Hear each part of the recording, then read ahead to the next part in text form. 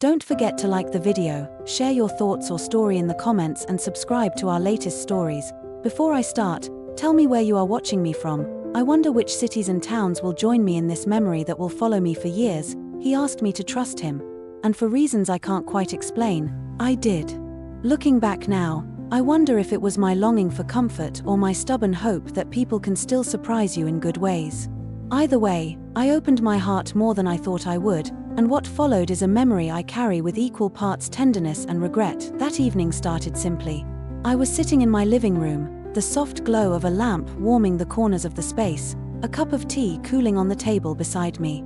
The rain had just begun, tapping lightly on the windows like fingers trying to get my attention. I remember feeling restless, as though the quiet was louder than it should be. Then came the knock on my door, firm, but not urgent. A knock that felt deliberate, like the person on the other side had gathered courage before raising their hand. When I opened the door, there he was, Michael. A friend, yes, but more complicated than that. He was someone who'd been in and out of my life in unpredictable ways, like a tide that always seemed to return when I least expected it. He looked damp from the rain, his dark jacket carrying drops that clung to the fabric. His expression was serious, but behind it I saw a vulnerability that caught me off guard. "Can I come in?" he asked quietly, almost as if he wasn't sure he should. I nodded, stepping aside. He walked in, carrying with him the scent of rain and the crisp night air. For a while, he didn't speak. He just stood near the window, his hands buried in his pockets, watching the water streak down the glass. It was me who finally broke the silence.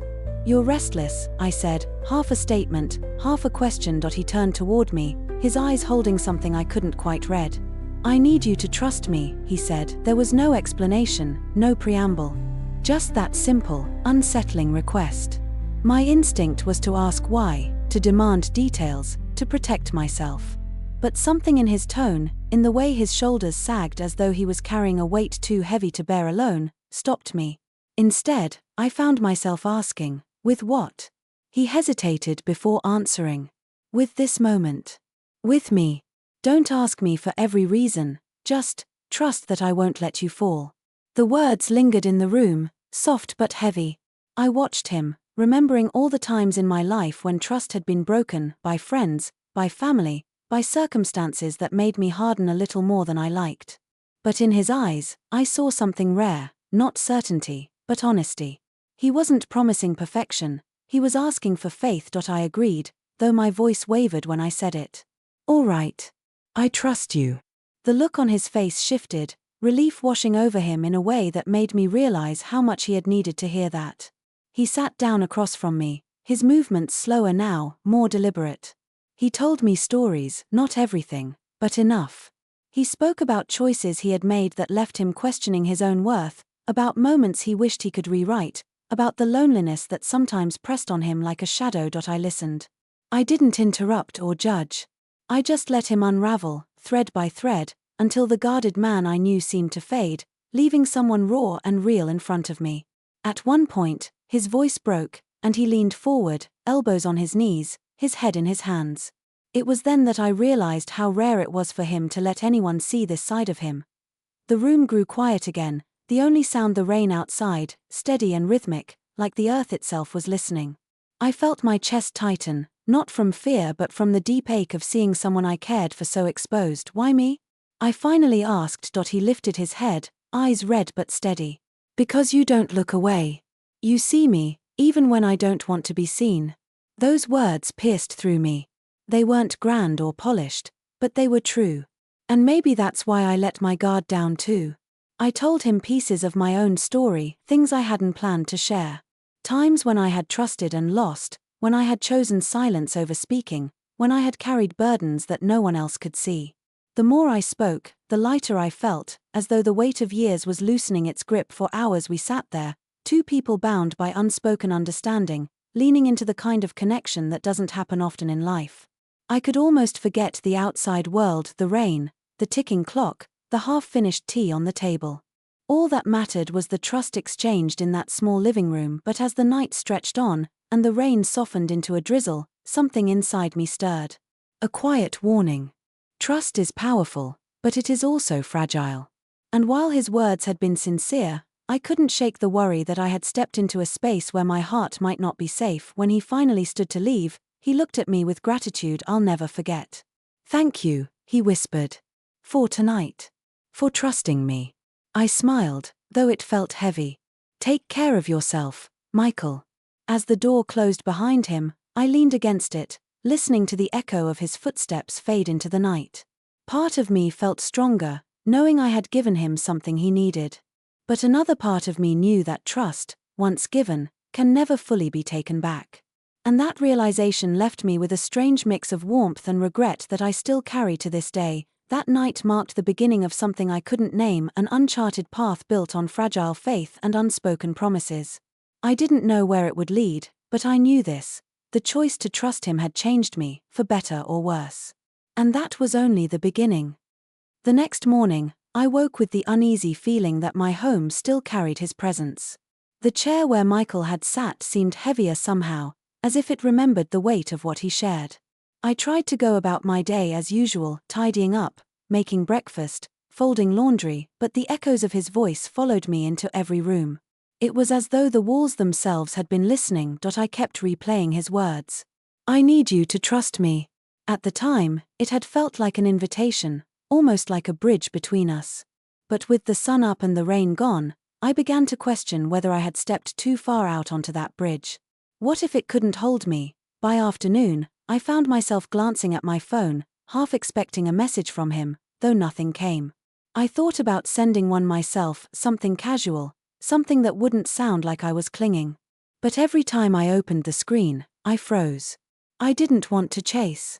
I didn't want to seem like I needed reassurance. Late in the day, while I was in the kitchen peeling vegetables for dinner, the phone finally buzzed. My heart jumped. His name lit up the screen. "Can we meet tonight?" The message read. It was simple, direct. No explanation. Just like him. I stared at the words for a long moment, then typed back before I could overthink it. "Where?" An hour later, I was driving toward a quiet spot by the river. The sun was slipping down, painting the sky in muted shades of gold and lavender. It was the kind of evening that made the world feel softer, almost forgiving. When I arrived, Michael was already there, leaning against his car with his arms crossed. He looked tired, but less burdened than he had the night before. "You came," he said, his voice carrying that same quiet relief I had heard before. "I said I trusted you," I reminded him, though I wasn't sure if I was trying to reassure him or myself. We walked along the path by the water. The river moved steadily beside us, carrying with it the reflection of the fading light. He told me more than he had last night, filling in the spaces he had left empty. About the choices he had made that cost him friendships. About the guilt that clung to him like a second skin. He didn't spare himself in the telling. He was blunt, even harsh, about his own failures. At one point, he stopped walking and turned to face me. "This is why I asked you to trust me. Because I don't trust myself anymore. And I needed to know if someone still could." The honesty in his voice shook me. There was no performance in it, no attempt to look strong. Just a man stripped down to the truth of his own weakness.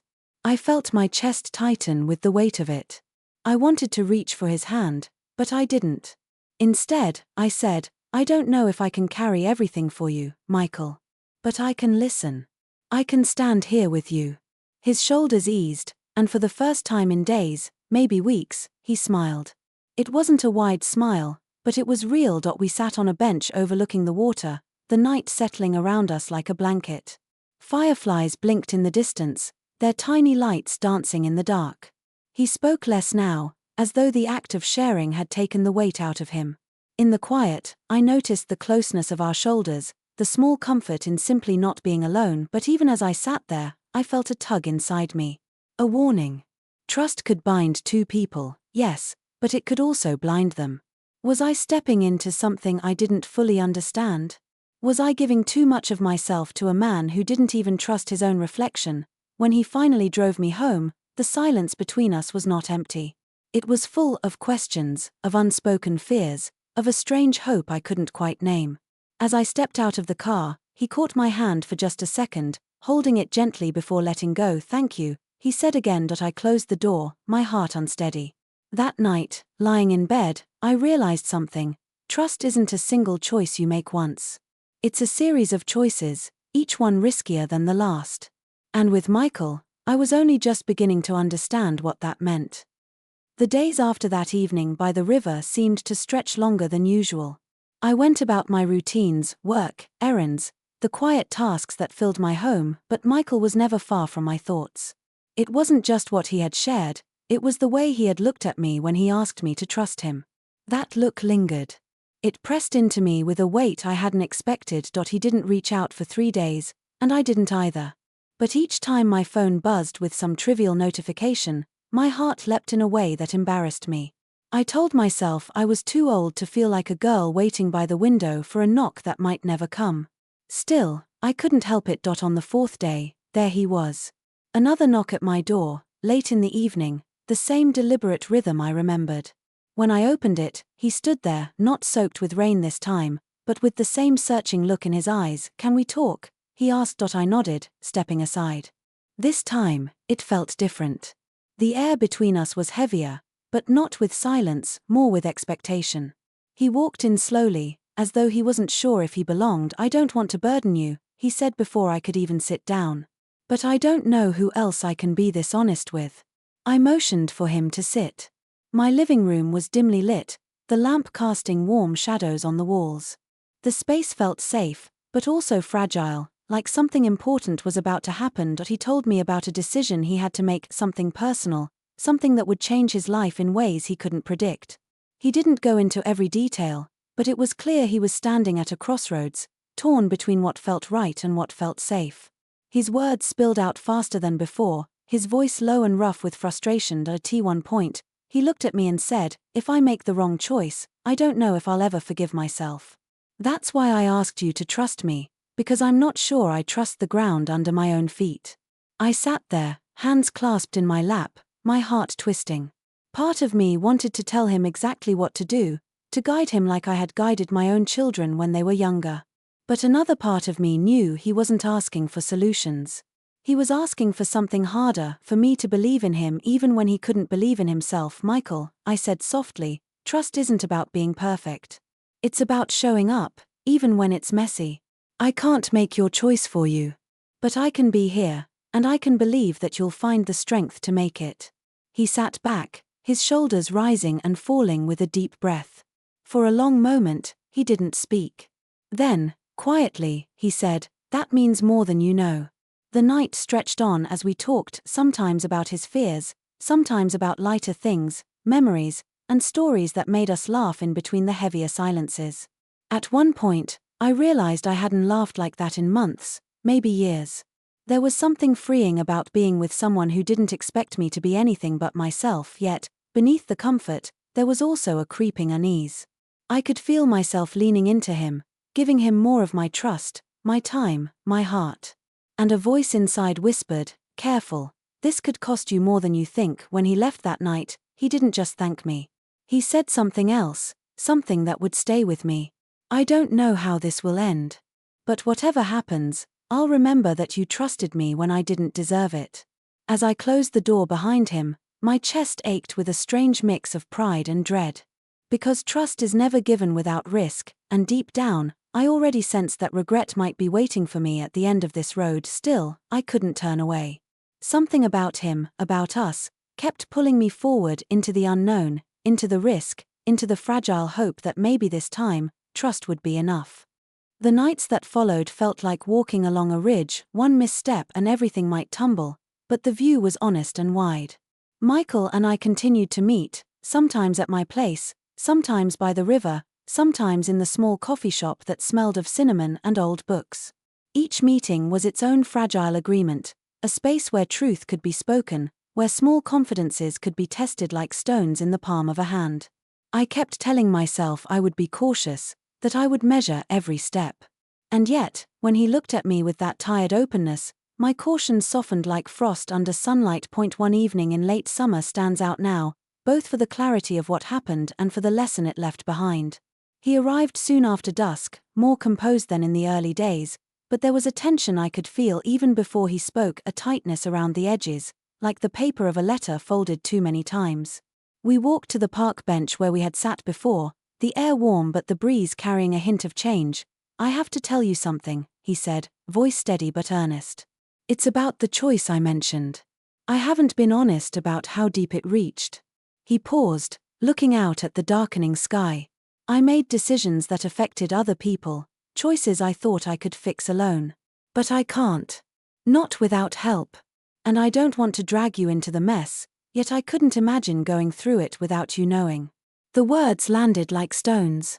I felt a distant flurry of anger at him for not telling me sooner, at myself for letting the trust grow without boundaries, but there was also compassion.